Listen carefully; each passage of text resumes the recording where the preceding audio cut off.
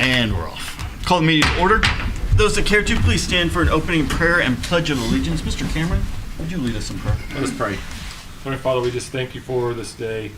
Thank you for this city, and just thank you for all the community, our citizens, and the staff as we lead and guide and direct each and every day. And for all the people that serve on our behalf for our country, Lord, I just pray, God, that you be with our national leaders, Lord. Guide and direct them as well. Be with us tonight in all we do and say. In Jesus' name, amen. Amen. I pledge allegiance to the flag of the United States of America and to the republic for which it stands, one nation, under God, indivisible, with liberty and justice for all.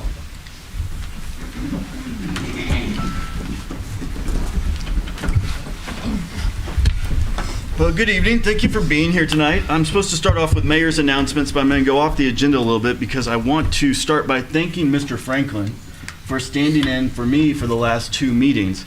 I'm going to be a little rusty tonight. It's been a month since I've done this.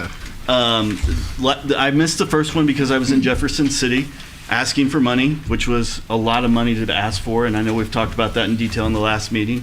But you don't go ask for $25 million very often, so that was a unique experience for me. But last week I missed, and I feel like I need to confess, I missed because I went to my kids' basketball game. My oldest son, Alex, has played for the same Republic Warriors team since kindergarten, K through 6. Same group of kids, same coaches. And I had a choice that I could be a mayor or I could be a dad, and I decided to go be a dad. So I appreciate the grace that I've been given and the coverage I was given to go do that. Absolutely. Because it was a blowout. It was awesome to watch. I like blowouts when we're on the winning side. But more importantly, we got to honor the coaches. Tyler Porter has been the head coach, and he's a Republic boy, grew up here in Republic, and he's been our neighbor, but more importantly, he's been a friend and a coach to our kids, and it's really great to be able to see that. We got him a great big plaque, and he was blown away. He wrote each of the kids a letter and handed it to each of the kids, and it was, I didn't read all the letters, obviously. I read Alex's, and it was a heartfelt, inspirational letter, and it's going to be something that he's going to look back and treasure. So I want to thank Tyler Porter publicly as well for being there and doing that. And anyway, I just wanted to digress a little bit to let you know why I was gone. It's unusual for me to miss a meeting, but I felt like that was an important one to miss. So going on to mayor's announcements, here's the business. I have the honor of reappointing John Alexander, Michael Mann, and Ransom Ellis to the Planning and Zoning Commission for a 4-year term. They have agreed to do it. They have done it in the past. They've done a fine job, and we're excited to have them continue on. I also have the honor of, and Mr. Wilson, thank you so much for continuing to do this, but I'd like to reappoint Gary Wilson as the council liaison for the Planning and Zoning Commission for a 1-year term. How many years have you done that, sir? I have no idea. Well, don't count. Don't count because we don't want you to get tired of it. So we appreciate you doing it. And finally, I'd like to reappoint April Swanson to the Board of Adjustments for a 5-year term. April served in the past, and we appreciate her continued service.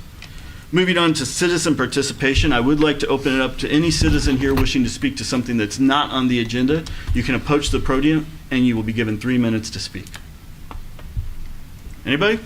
All right. Seeing none, we're going to close citizen participation. We're going to move on to the consent agenda. We only have one item on the consent agenda. This is to approve the March 7th, 2023 City Council minutes. I need a motion and a second to approve, I need a motion and a second for, see, I told you I'd be rusty. A motion and a second for approval of the consent agenda. Motion. Second. A motion and a second. All those in favor? Aye. Any opposed? Any abstentions? Motion carries 8-0. Moving on to boards, commissions, and committee schedules. City Council meeting on April 4th and April 18th have been canceled. Is that correct? Correct. Excellent. And we are going to instead have a City Council meeting on April 11th, 2023. We will have a Board of Adjustments meeting that has been canceled actually on April 6th, and the Planning and Zoning meeting on April 10th, 2023. Moving on to old business entitled items. This is item number 5 on our agenda. I need a motion and a second for the second reading of Bill 23-11 by title only, please. Motion. Second. We have a motion and a second. All those in favor? Aye. Any opposed? Any abstentions? Motion carries 8-0. Madam Clerk. An ordinance of the City Council amending the municipal code of the City of Republic, Missouri by amending Title II, Public Health, Safety, and Welfare, Chapter 212, Special Events, Sections 212.001, Permit Required, 212.003, Definitions, 212.005, Submission of Special Events Application, 212.007, Plan Review Meeting Notification to Applicant, and 212.009, Terms and Conditions. Thank you, ma'am. Does the city have any updates? No updates. Any discussions or questions from council? Seeing none, I would entertain a motion and a second for the final passage of Bill 23-11, please. Motion. Second. We have a motion and a second. We will now take a roll call vote on our computers. Please click refresh, cast your vote, hit submit, and we will tally the votes. I hit it. Do it again. Try again. No, hit it again. There you go. Ordinance passes 8-0. Moving on to new business, item number 6 on our agenda. I need a motion and a second for the first reading of Bill 23-12 by title only, please. Motion. Second. We have a motion and a second. All those in favor? Aye. Any opposed? Any abstentions? Motion carries 8-0. Madam Clerk. An ordinance of the City Council vacating approximately 6,912 square feet of unoccupied utility easements in the Republic Storage LLC subdivision. Thank you, ma'am. Good evening. Chris Tabor, Principal Planner. So the city is requesting a vacation of 6,912 square feet of utility easements that are occupying the Republic Storage subdivision. These easements were originally granted to the city to facilitate a project which was never constructed, and so staff is recommending approval of this item. Questions from council? I have a couple of questions. What was the original project that was going to go there that now is not? Previously, before this project that you're probably all familiar with, which is the queuing lane for the school and some storage units in the middle. Previously, there was a subdivision there, Ashford Place. And so that subdivision, the land was purchased and another piece was combined with it, and now you've got the subdivision you see before you. Now, by vacating, that means we're giving up, right? So what we had was an easement to use that land, which is just a right to use a piece of that land. It's not ownership of that land, but it does, it does take one of the rights of that particular square footage of land. So we're giving that right back to the property owners. And that's the entire piece of land. That's not just like the queuing lane or anything like that, right? The land that we are giving back is specifically those green lines there. So Oh. that's where those easements locate. They're usually about 10 foot wide. That's typically what we take for an easement. It can vary. Is there any chance we would ever need to use those in the future? No, we will get the easements that we need in relation to this other project, and they'll more accurately serve what will be going there. Sorry to ask all the questions. Any other questions from council? Chris, just out of curiosity, does that allow the landowner to use that land now, once they get their easements back? It makes it easier to use the Yeah. land. So the city wouldn't generally stand in the way of doing that. This is a cleaner process for us to give them the right to use the land the way they want to. Thank you. Other questions? Excellent. Thank you, sir. Seeing no other questions, please remember this is a first read, so if you do have questions, get with staff before the next meeting. Moving on to item number 7 on our agenda, I need a motion and a second for the first reading of Bill 23-13 by title only, please. Motion. Second. A motion and a second. All those in favor? Aye. Any opposed? Any abstentions?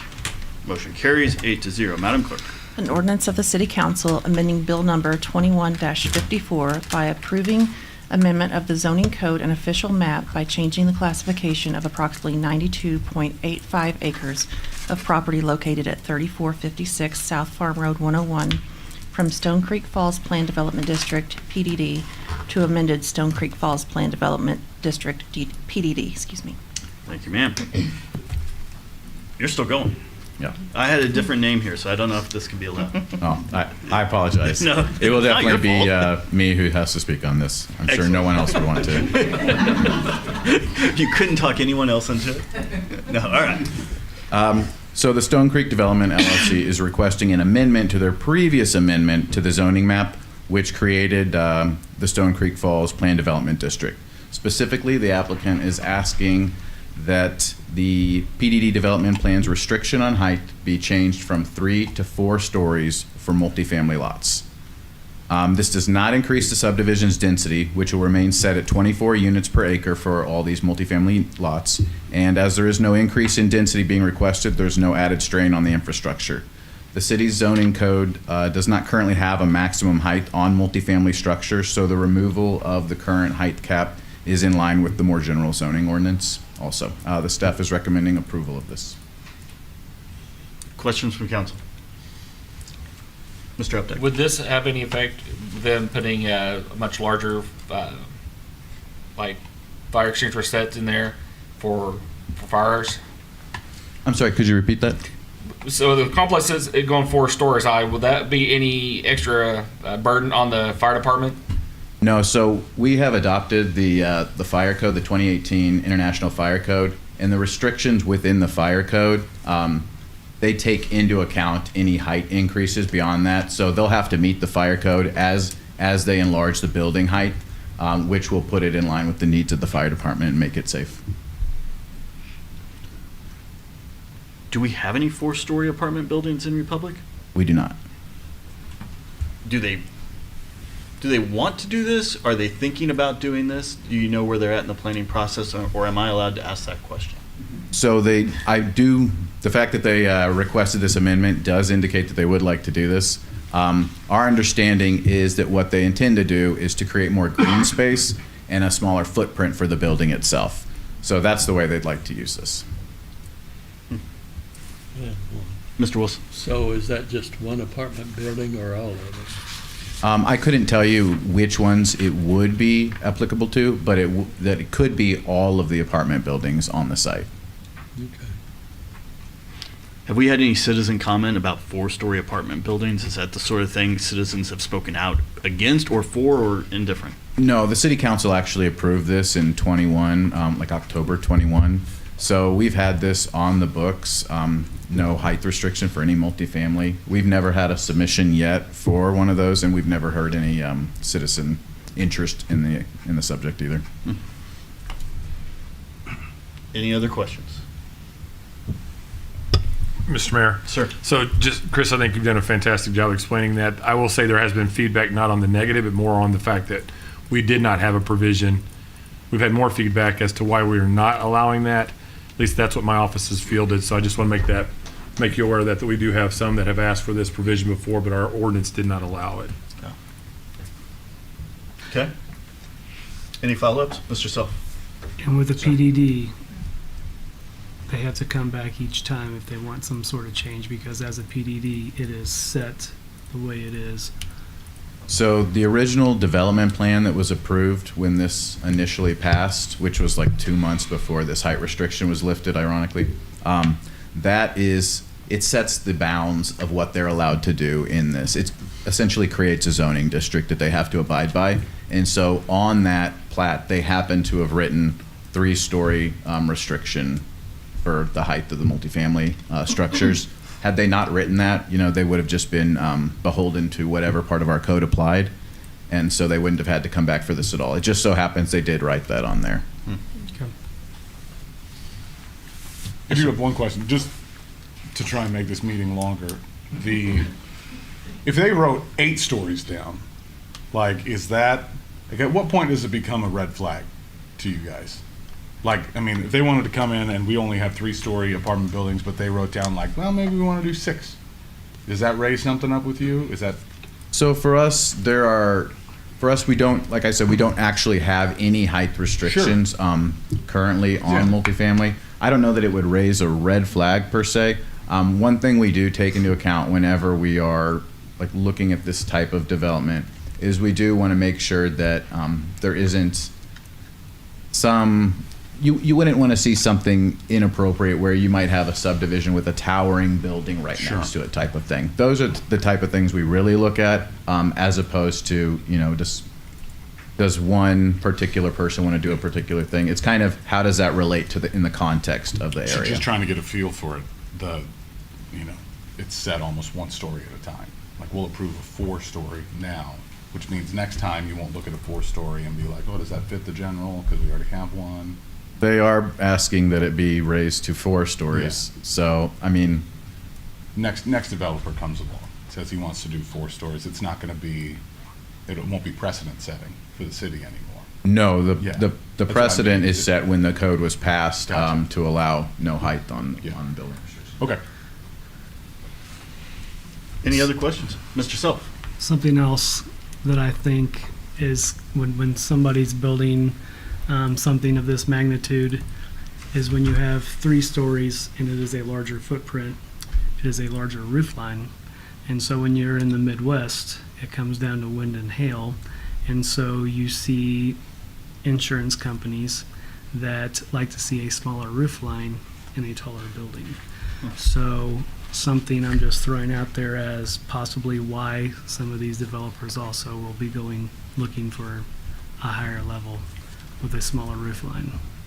Sure, and the change to the height restriction, both in this and in the greater code, doesn't change the density requirements. So it's like you said, it will make a smaller roof line in almost every case where that happens. Yep. Anything else? Seeing none, please remember this is a first read, so get with staff if you have more questions. Moving on to other business, specifically resolutions. This is item number 8 on our agenda, 23-R-20, a resolution of the City Council authorizing payment to the Missouri Rural Services Workers' Compensation Insurance Trust for coverage for 2023 to 2024. I need a motion and a second to take up resolution 23-R-20. Motion. Second. We've got a motion and a second. Good evening. Thank you, Mr. Mayor. Lisa Addington, Chief of Staff. So this resolution pertains to the annual workers' compensation insurance renewal. The term will run April 1st, 2023 through March 31st, 2024. We did anticipate an increase this year, and we did budget accordingly. And it actually the renewal came in under budget. So that's a good thing, at 18% over last year's premium, the amount of $46,953. for a total of $309,242. This is the estimated premium, so we're always subject to audit every summer, which is typically July, August timeframe. The renewal is based upon 3 main components, and that is the type of jobs that we have. We have quite a diversity here, making sure those are properly coded within the system and pertaining to the job. Salaries, looking at total payroll. So that includes pay increases and then positions that have been added. And then our claims and medical expenses, which I just will add, we had a fantastic year this year. We only had 3 claims in 2022, which is really good. So favorable year. I'm hoping that carries over for our renewal next year. But it really was a good year. We can't consider the current year. We go back 3 years. So this year we'll have an effect next year. So staff recommends approval of the workers' compensation insurance premium with Missouri Rural Insurance Trust. I'm happy to answer any questions. I saw Mr. Self first. I just want to say great job of being budget and kind of forecasting it because those can creep up on entities and create a snowball effect. So I just want to say good job of planning ahead. Thank you. Well, now Eric. Kind of curious historically, I know insurance rates have been going up. Like, what have we seen previous years? So last year, actually, that's a great question. I came a little bit prepared for that. Last year, we actually had a 19% increase. Now, granted, the premium was lower. So this year being 18%, we actually were told we have what I call is just kind of a day of work comp that is now Rachel's responsibility. But we actually get with our risk manager, and they kind of give a forecasting for us. And they were actually looking at 27 to 30% range. So with it coming in 18%, that's actually, we were very glad. Again, favor, for sure. But actually, we have a small committee that meets quarterly, and It's a small committee, but a little mighty. We're doing a lot more preventative type things. We're looking at training, and I think it's having an effect. So, Thanks. Other questions? Seeing none, and as this is a resolution, we can call it immediately for a vote, so that is what I will do. All those in favor of 23-R-20, vote aye. Aye. Any opposed? Any abstentions? Looks like we've got insurance. Resolution passes. Item number 9, 23-R-21, a resolution of the City Council awarding the bid for the Aquatic Center expansion to Brandco Enterprises, Inc. I need a motion and a second to take up Resolution 23-R-21. Motion. Second. We've got a motion and a second. Mr. Keeling, good evening. Thank you, Mayor. Good evening. Jared Keeling, Parks and Recreation Director. Got quite a bit of ground to cover here tonight, so feel free to stop at any point if you have any questions. This is obviously pretty cool and exciting stuff. We're pumped up about it. But if you have any questions on any amenities, any of the bidding stuff, please let us know. So I wanted to start by saying last meeting we secured the funding for this project and for the J.R. Martin project. So that was a major step. But tonight we're here to award the bid for the first project, which is the Republic Aquatic Center expansion. So we went out to bid approximately 4 or 5 weeks ago. Bids came in on March the 7th. And since then, we've been working with the apparent low on value engineering and through our bid alternates to bring the amount down. So if you recall, back in March of 2022, this was the image we initially created for the ballot initiative. So we worked with SAP Design to create this rendering of what the expansion could look like. So from there, through all the elements of the design, we ended up on the next image, which is really looks a lot like the first image. And I do want to take a minute to go over the amenities because they are many and they are really, really cool.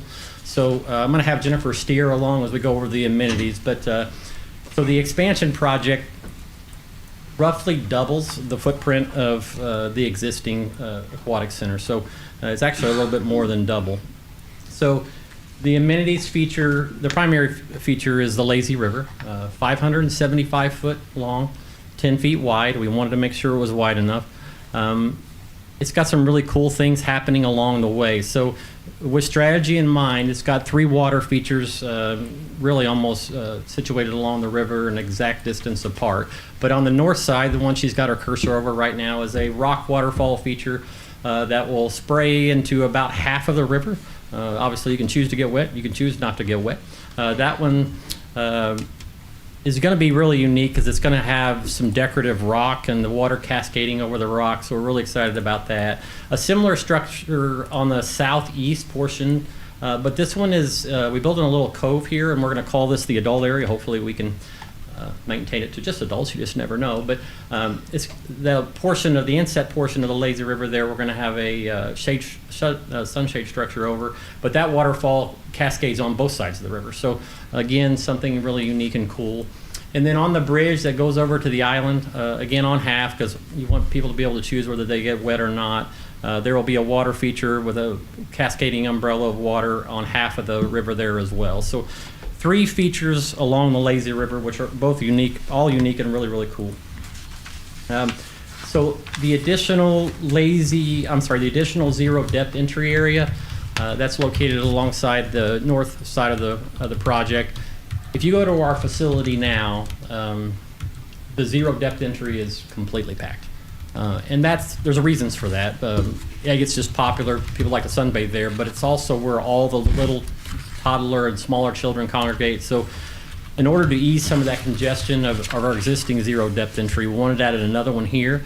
This one features several amenities for toddlers and for younger children, a bungee bounce, a large spray umbrella. So really excited about that additional space. The slides, so the corkscrew one you see, the one that goes round and round, that is actually a tube slide. We don't have that at our facility now. You can ride a tube for 1 or 2 riders at a time. Those same tubes will take you along along the lazy river if you so choose to do the lazy river in a tube. You can not have it a tube as well, but same tubes will be used. And that straight slide you see there is just an additional speed slide. It's not a tube slide, it's a body slide. But our slides right now, we have 2 up on the existing facility, get a lot of use, so that will hopefully ease congestion there as well. A Baja Shelf, this is new to us, and you see these really growing in popularity, especially at private resorts. It's a little bit unusual to have one at a public facility, but we're really pumped up about it. So what that is approximately 6-inch depth of water that you actually sit chairs in. We envision there could be as many as 12 to 15 chairs in there. Be first come, first serve, and they will be popular. But the idea is you can just sit there and enjoy your family floating around the river in a little bit of water, just sitting in a chair in the water. So really cool there.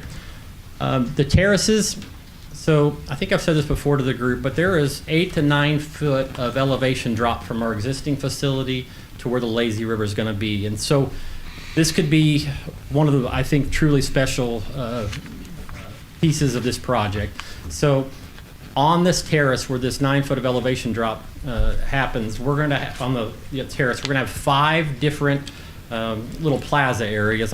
We don't have an exact name for them yet, but we're going to individually theme and brand each one of these little areas. So again, first come, first serve. There will be potentially in our busier times where we might rent these out for parties as well, but unique spaces, landscape to the nines, to where you can just go and kind of be away from the action, but be able to see all the action downstairs. Really excited about those and what they could look like, particularly what that whole area could look like from Lynn Avenue and Miller as you are looking at the facility as you're driving up to it. So really, really excited about those. Party zones, I think I've said it before, but we are in the business of parties, and we have a lot of them down there now. So the expansion to where these sidewalks come in right now are actually take away one of our party zones. So to counter that, we're adding the party zone there just to the south. And then we have a large party zone that is going to be added internally on the island. We'll have 2 party zones, and then potentially be able to use those terrace places for the party zones as well. Pergola and cabanas. So the structure you see right there is a 3-part structure. It's a filter room, it's a guard room, it's a restroom, and then further on the west side of it, there's a large pergola just for seating underneath it, for concession areas, to sit and enjoy your snacks. And then our cabanas, I'll talk about them a little bit more, but those are for private rental. 3 there, located along the northeast side of the river. We do have an area for food trucks. We potentially might go into the food truck business just for all of our special events. We benefit greatly from having a food truck. So this would give us a second concession opportunity at the Aquatic Center. Potentially, we might even have private food trucks there occasionally for larger events. But the idea is there was an area to stage them. There'll be electrical hookups for their use. The building, I've already talked about that. And finally, on project landscaping. So when we build the actual expansion, there's 15 trees that will have to be compromised, as you can imagine, from that size of footprint. But what we wanted to do is come back with even more trees and an elaborate landscape plan. So you see 77 trees there, roughly. And then the landscaping here, we went through a landscape architect out of the Kansas City area who has done a lot of pools. Every conceivable place where we could have a landscape bed, we have one. And we have more importantly than that, we have the staff to take care of those and keep those to the nines like they should be. So that's the amenities. They are a lot, but I believe what you will see there is a facility that'll be second to none. We already have a monopoly, if you will, on outdoor aquatics from the municipal setting, and I believe this will help us keep the monopoly, which I'm tremendously excited about. So anyway, so we had a good competitive bidding process. We had 4 general contractors initially express interest in the project. It ultimately went down to 2. The 2 that ultimately ended up bidding the projects were Branco Enterprises and Crossland Construction. Chris, can you go to the next slide, please? Thank you, sir. So the base bid includes every single thing in the project. So, and then the alternates, which you see there below, are actually listed as deducts. This is a little bit new territory for me. I'm used to alternates being add-ons. The alternates are listed as deducts here. So when we opened the bids, the base bid included every single thing in the project. So as you can see, Branco was the apparent low at $8,031,000.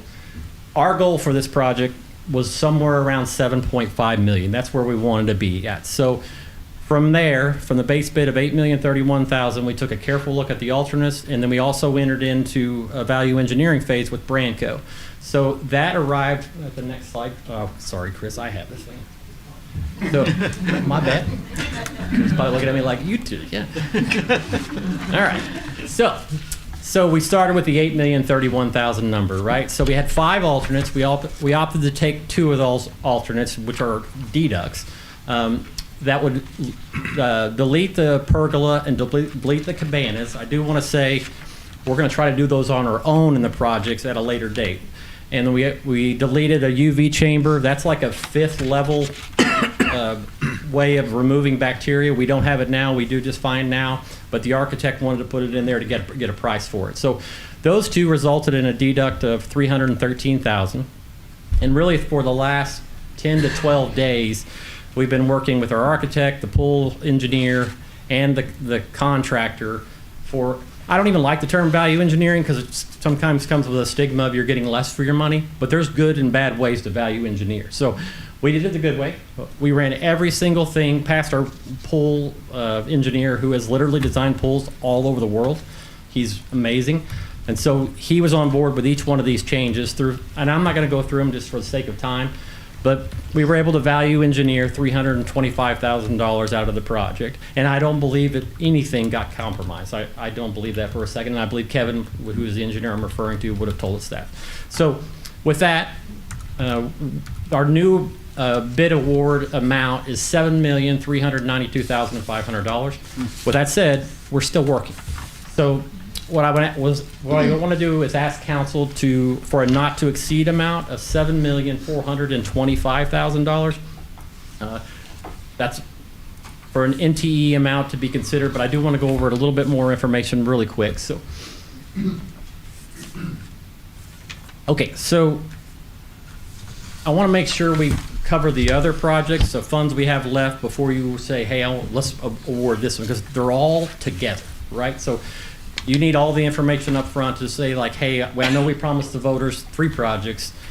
If we award X for this one, are we still going to have enough for the other 2? So with that said, the other 2 projects are J.R. Martin Park Event Space and the sports complex in the new regional park. So here's where we stand. And the answer is yes, we can afford them. So this is a little bit small and hard to read, but so out of the bond proceeds that we just gathered last meeting, around $9.9 million. We are saying we're going to use $7.7 million of those for the Aquatic Center project and $1.7 million of it for the J.R. Martin event space.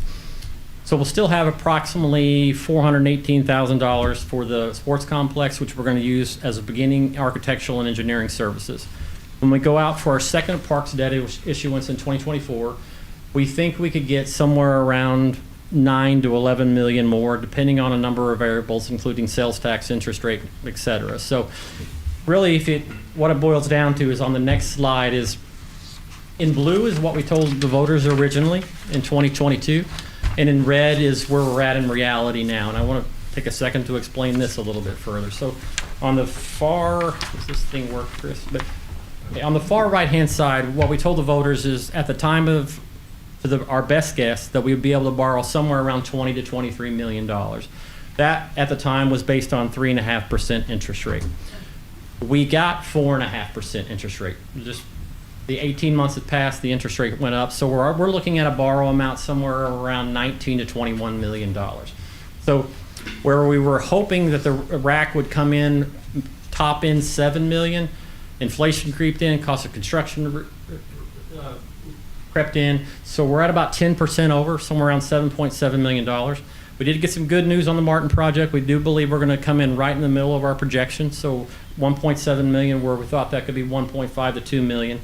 And the last one, the sports complex, that would leave us with a potential project amount around 9.6 to 11.6 million, where we originally thought we would have 12 to 14 million.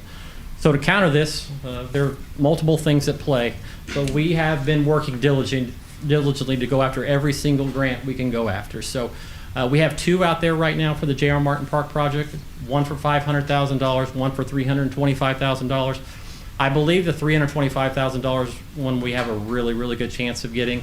The $500,000 one, there's a lot of competition for that one. And then we went and asked big for ARPA dollars for the sports complex. We have a grant application out there for $3.5 million right now for that one. So all this in an effort to get free money, if you will, to bring about these projects. The last thing that I will say that is contingent on the 2024 debt issuance is there's a possibility sales tax in the city could continue to go up. We'd be able to borrow more. Always a possibility, which is good.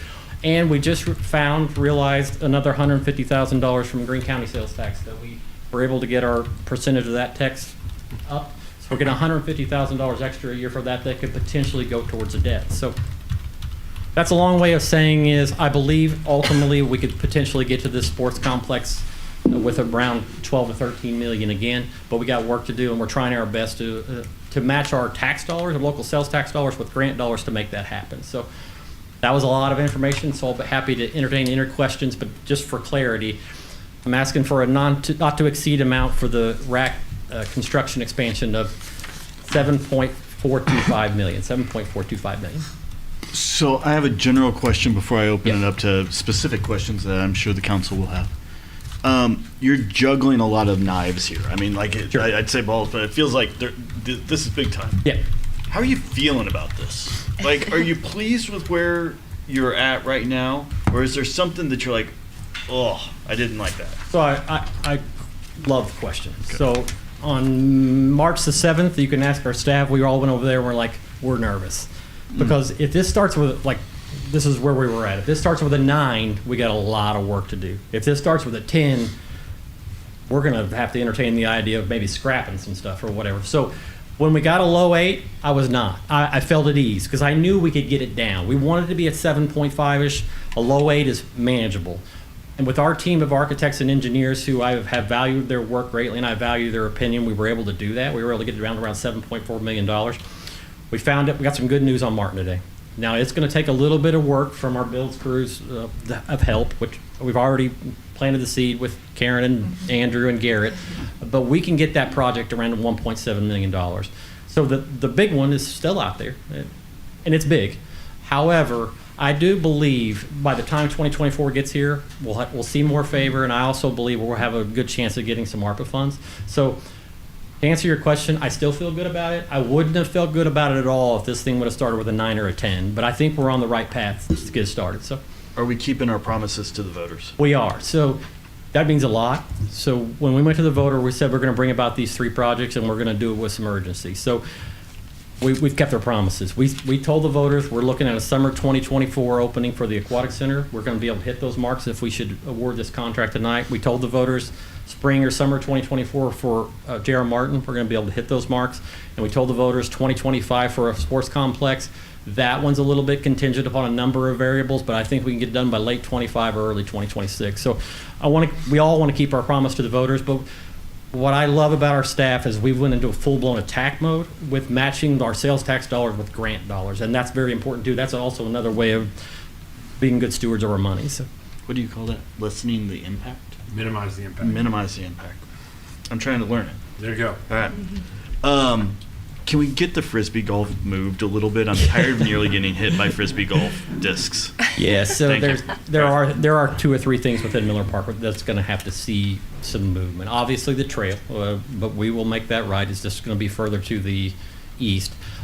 Disc golf will go from 13 to 9 holes, and finally we are making that shed that used to service the Saddle Club. We're making that into an outdoor restroom structure. The tennis courts are going to be over there too now to make room for the Martin Park project. So Miller Park is going to look dramatically different by the summer of 2024, but it's going to look fantastic. Questions from council on this important issue? Mr. Frankel. Mr. Mayor, I'm having a hard time picturing where do you get hit by a Frisbee? So here's the thing, that trail goes like intertwines in between the holes. Mm-hmm. And so, I mean, the players are very polite, but I don't pay attention, and I'm like walking in front of them. It's like walking in the middle of a golf course. It's I thought maybe dangerous. at the pool. Oh, no. Okay. It's as I walk. That's a big arm. When I walk, so we see each other and wave. He has a very nice dog. I don't have a nice dog. Sure. I have a better picture now. All right. Very good. So, no, Jared, I really appreciate all the staff's work on this, keeping the cost down. Value-based engineering in the home industry, we look at it a lot. Well, some of us look at it a lot just in saving our customers money. Customers like to do stuff. And so seeing the city do that taking that additional responsibility is very encouraging. Thank you, sir. Just on keeping the cost down, so I very much appreciate that. Thank you. And all of the work that went into this. So realistically, if this were to pass tonight, when is the groundbreaking? Sure. So they think they can mobilize and start turning dirt by the end of April, early May. Okay. I think I've said it before. So we're gonna have a full season of operation while construction is in place and going, and rocks are banging and construction workers are making noise. But we're gonna reduce that impact all we can. We'll have frank conversations with the general contractor about what is allowable, what's not allowable. If we see unallowable action, we're gonna nip that in the bud, because we don't want to compromise our 2023 experience at the pool. So we want everybody to come back for 2024. Thank you. That's all I have. I want to thank you for trying to get you and your staff for getting the grant money and trying to Thanks, sir. minimize that impact to our citizens or to the city. But I also want to bring up, like, I work out at the rec center. There's going to be more people in this. Have you had any conversations about parking? Sure. So over the last 3 months, that is becoming like our number one thing we got to solve. So we have options, and I don't have access to an aerial map, but we have options further to the west of the community center that would service ball fields and potentially this as well. The Cox lot is something that we're going to have to actively protect, because those people pay memberships to be members at Cox, and it is the most adjacent parking to the aquatic center. So what we are going to propose to Cox, and I haven't got this done yet, so Cox, here we go.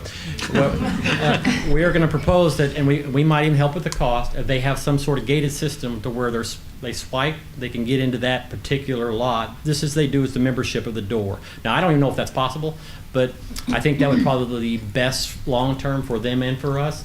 And we do have our ball field parking. We are looking at potentially another parking lot just to the north of this project. North. So we got to take that into account, because that actually, from the moment that they arrive, could negatively impact the guest experience if we don't have a place to park.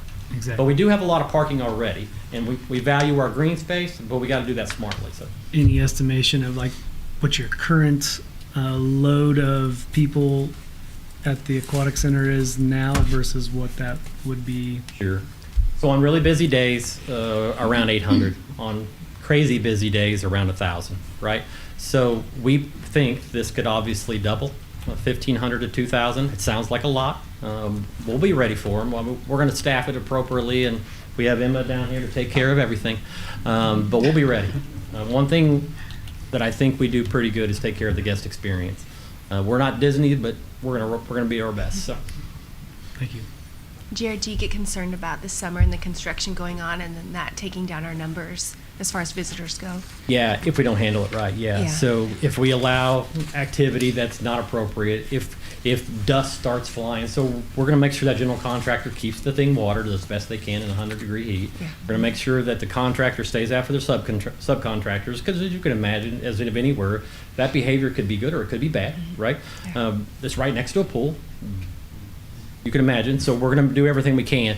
But so on the east side of the facility, there's a 6-foot chain link fence or existing facility. We are going to, and I think you've seen it, like at construction sites. So it's almost completely non-transparent, but we're going to have images of what's soon to come. So that kind of blocks them from their view as well, and blocks the view the other way. So that we're going to have everything we can in place for that. So yeah. Okay, I think dust and potential bad behavior are our number 2 concerns. Okay, yeah. Okay, this is coming from a mama heart. The UV chamber that is no longer, with all these people coming, just the higher load of people, are you nervous about keeping the pool clean and cleanly? I'm not. You're not? Just because we have 4 people doing the testing today. So we are going to have 5 certified AFOs on staff. AFOs, aquatic facility operators. Okay. Their job, and this testing is not easy, their job is to keep that water as best as it could possibly be, health-wise, clarity-wise, and everything. So we charged our staff to go after that training, and they're getting it. And I don't believe for a second that water will ever be unsafe. Okay, awesome. Yes, sir. Dude, I've got like 5 questions. Awesome. And I would normally just email, right? Because, Yeah. but this is like, this has Yeah. to happen. So, number 1, do you do value engineering with Crossland as well? So Or after their bid came in, or you just like, nope? no, we just went with the apparent Okay. low. Yeah. Okay. But great question. If they were close, we would have. But you Okay. had a $800,000 off the base bid, so we didn't see any way they could get there. Have we seen examples of things like the sports complex getting approved for ARPA dollars? Yeah, we have. We have. The one we're going to a groundbreaking, I can't remember where it's at. We're going to go through it in early April. It had ARPA funds with it. And Greene County, our closest neighbor, it was not a small one. I think it was 5 to 7 million strictly for ARPA dollars to turf. The Cooper one? Killian, Cooper, and Lake Country. So the examples like that are out there. Okay. Now, the current pool of ARPA dollars that we're after for the $3.5 million, it'll be tough to get $3.5 million because there's just not that much available funding. But I honestly believe we'll get some. Now, we went big, which why not, right? But I don't know if we're going to get $3.5 million. You broke down the features, which was super cool to hear. And maybe this is a question, Emma. Maybe it's a question for you. Because of these features, like you've got a bridge now, I assume you're going to need somebody to like police the bridge. Because I'm thinking like 13-year-old me. Also, you have like an adult only, so I assume like aqua bouncers. Like, are you adding in extra staff costs as well? What did you say? Sorry. That's okay. She was getting down. I get it. Me and her have been going back and forth for a long time. Are you adding? Guarding-wise? No, well, just staff member wise. Maybe it's not lifeguarding, but I mean, you've got a bridge there. You've got new amenities. Are you going to have to add people in to keep kids off of them? Yes, it will be a lifeguard. Like, I'll staff it appropriately for like safety and then making sure we can keep the kids under, like, so we can keep it checked. And then we have head guards. I'll add more head guards to where they're patrolling around. My office is down there, so I'm around. So I'm not worried about anything my lifeguards. So no additional staff or. There will be additional staff. But I'm sorry, additional on top of what you already expected to be additional, based on this design, is what I'm asking. Okay, cool. The other one's not that important, so I'm not going to ask that. What happens if we say no right now? So, be back to the drawing board. Yeah. I would want to know a reason behind a no. If it's too much, if it's whatever, if you Yeah. don't like something, but we'd be back to the drawing So board. if it was too much, would you then come back next week, or would those numbers, if we say no now, would the numbers continue to go up as we get? We could continue to VE, value engineer, or we have this luxury, we could scrap them all and go back, Okay. correct? Yeah. Back to Emma's point, though, I want to make sure to clarify, we employ 75 down there now. I would anticipate that number going up to around 120. Okay. Yep. That's it. That's all I have. Thank you. Other questions? Yes, sir. Two-part question, I guess. Do we do a feasibility study to see the cost that they're bidding at? Do we feel that's feasible? And then the other part was if there's cost overruns, how does that get handled? Sure, there's $142,000 in contingency money built into the contract. We also want to maintain contingency outside of that, so we're going to set aside about $150,000 for additional contingency. And I missed the first part of your question. Feasibility study to show that when you get a bid in there, is that a realistic bid? Yeah, so I'll defer to Kevin McEllier every time. So he's let, I think, 4 projects in the last 2 months, and he tells us this is right in line. I can't remember the closest one, Nebraska or something, but Kevin initially looked at this in 2022, thought 6.6. He looked at it in January, thought we were hovering around 7.2, so he's usually spot on in those things. Thanks. Other questions? Last words?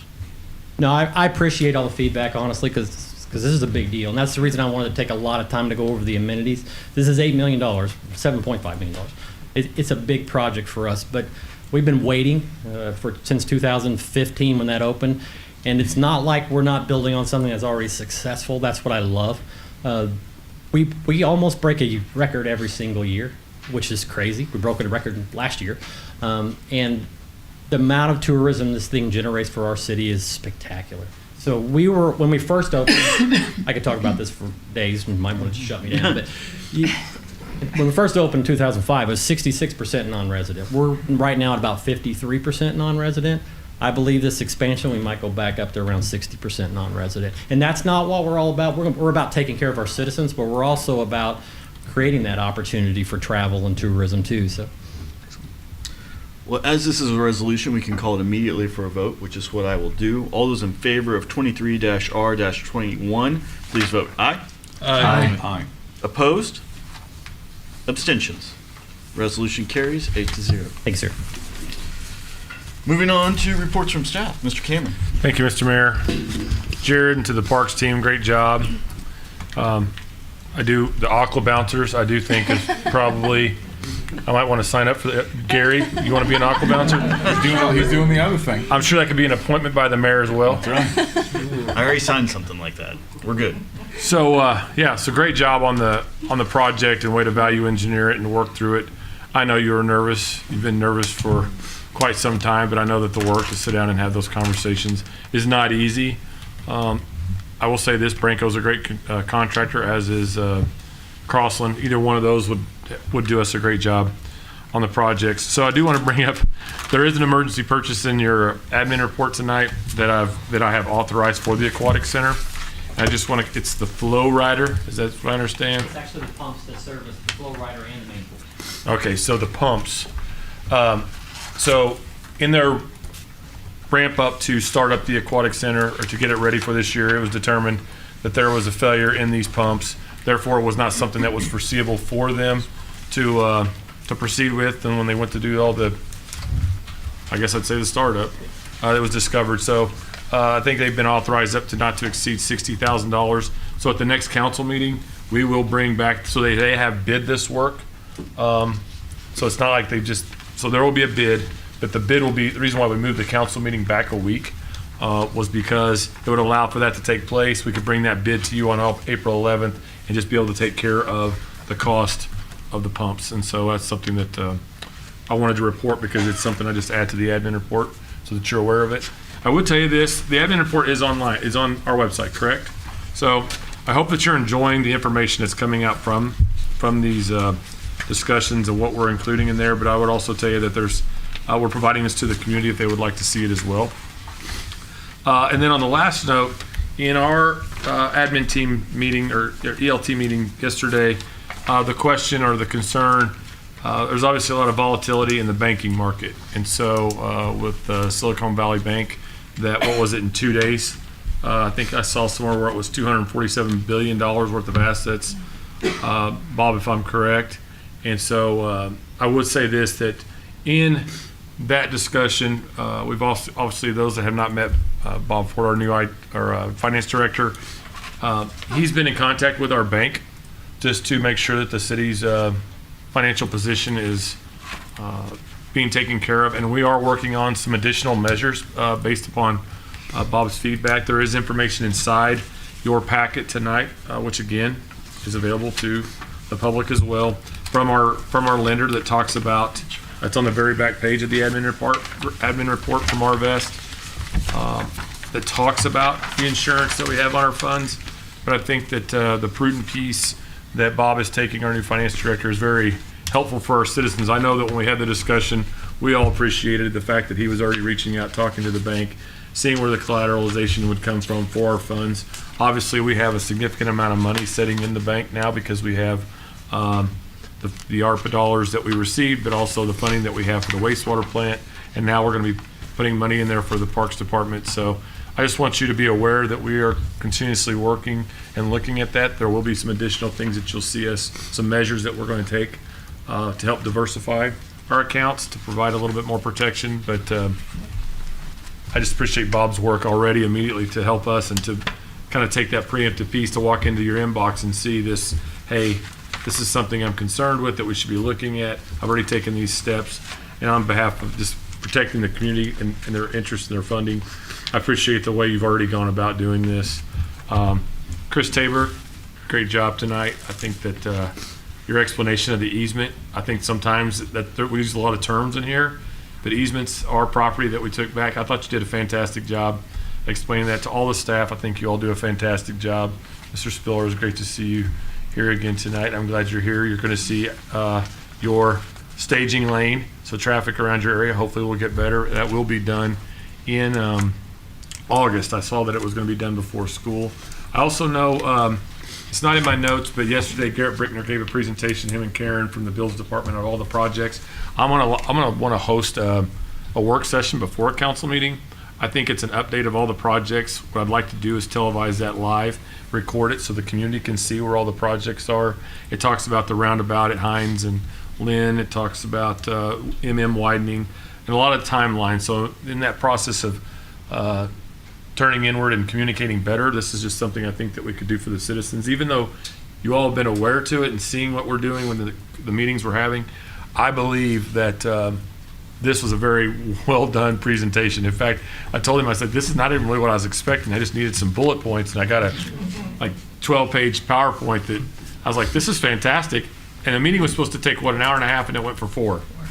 So he's got to carve that down to an hour for you all. But when you're tracking this many projects, this many things going on, and I'll say this, back to the financial side, and it's crazy out there right now. The world is a crazy place. So having all of our structure and our financial team and people in place to do that, we are continuously working on the PIO position for communication efforts. Jennifer Mayfield has done a great job to keep us going in that capacity. But I just want to thank the staff for all they do. We've got a lot of projects going on, and I'm looking forward to communicating.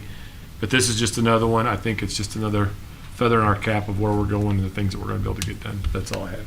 Thank you. Thank you. Reports from council. Ms. Mitchell, you'll go last. Okay. Reports? Nothing? Mr. Mayor. Yes, sir. I would just like to echo, thank you for missing, even though that sounds a little bit weird. I had a lot of fun filling in as mayor, so I appreciate that opportunity. And other than that, I'd just like to extend my appreciation to the staff for all of the great work this week in putting the council packet together. So thank you. Anyone else? Then, Ms. Mitchell. You were supposed to start the conversation. Well, I'm going to end it. Do you want me to start it? I'll start it. You can start it. All right. So here's the thing. I get a lot of pleasure getting to know everybody. But here on council, I've gotten to become friends with the people that are sitting up here with me. I've gotten to know the strengths and the weaknesses. I've gotten to know the hearts of a lot of the people up here.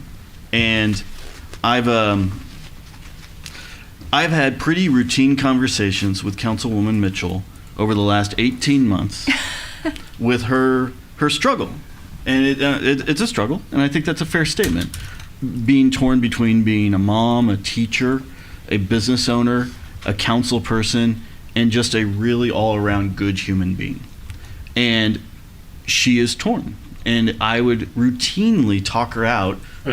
And seriously, I use every lawyer jiu-jitsu trick I know to talk her into staying on this council. Because her heart, and you all have seen it, when there are people here hurting, she's the one that helps reach out and heal them. And it's an important part of this council. And so I've used every trick that I know to talk her into continuing to serve. And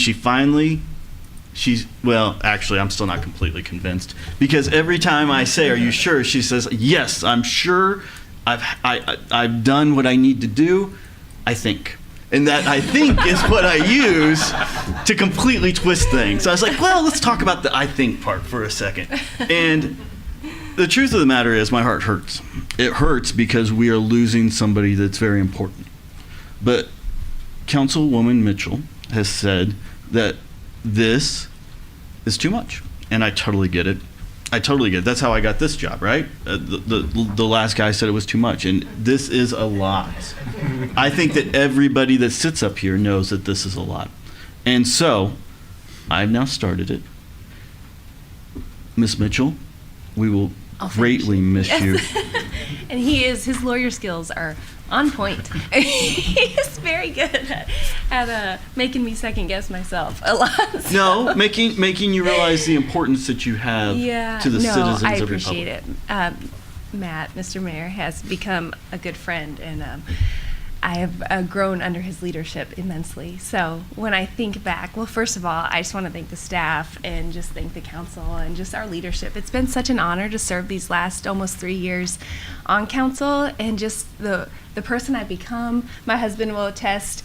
I've just grown as a woman. I'd call myself just a homeschool mom, and 3 years ago somebody approached me and asked to run for city council, and I thought, I don't know what that is. So, I grew up in a tiny town of 300 people in South Dakota, and I don't think we had a city council. We had a mayor who was my bus driver and owned the local bar, and that's about all I knew. So, and I don't think they ever had meetings or anything. So I've learned so much under your leadership and just serving here, and I think I sweated through my clothes like the first year of being on council, sitting in front of everyone. But it has been an honor. I think logistically, we have 3 kiddos who have entered into a whole new world of sports that has really taken us by storm this year. So keeping track of 3 basketball schedules, volleyball, soon to be track, and just all the extracurriculars. It's been a load, and I'm not married to a very sedentary man. He is on the move a lot, and then so logistically that was getting hard, and then just personally it was getting hard to miss out on the events, and just coordinating that every other Tuesday, trying to figure out who's going to take who where, and then just kind of mourning missing those events. So it is very bittersweet. It's bittersweet, and I just appreciate you all, and just thank you.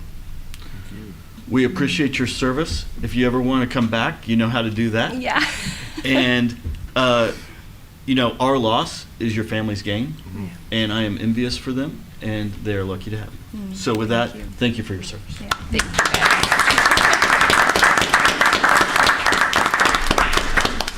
Well, and I wish I could say we're done, but we're not, because we do have executive session tonight.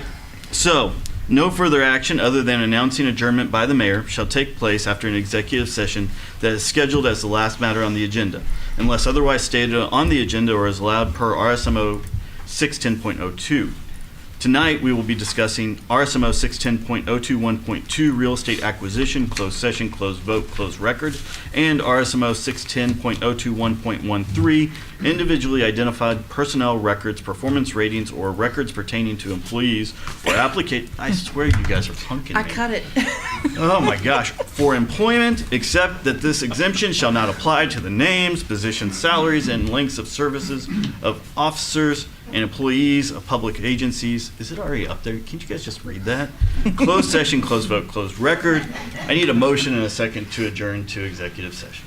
Motion. Second. We will now take a roll call vote. Councilmember Self. Aye. Councilmember Mitchell. Aye. Councilmember Poole.